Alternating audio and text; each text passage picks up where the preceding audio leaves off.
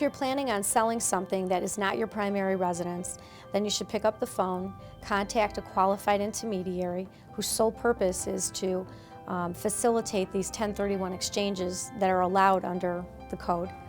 And they will assist you in whether or not the property that you're planning on selling is 1031able.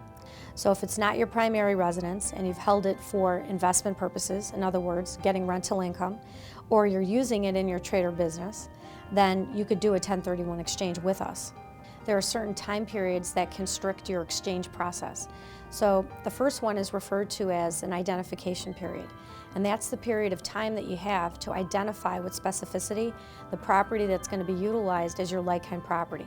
In very general terms, you're going to give us 3 to 6 properties, and then you're going to chase after that. And you have 45 days to do that. You have to do it in writing. So you can't call me up and say, okay, I'd like to buy 123 Main Street. You have to put it in writing, you have to sign it, and you have to send it to me before midnight of the 45th day from the day that you sold your old property. The other time period that you have to worry about, and these two time periods run in tandem with one another, the other time period is the exchange period. And that's the period of time you actually have to purchase the property that you've identified. So typically the first 45 days of your exchange period is your identification period. The remaining time is then referred to as your exchange period.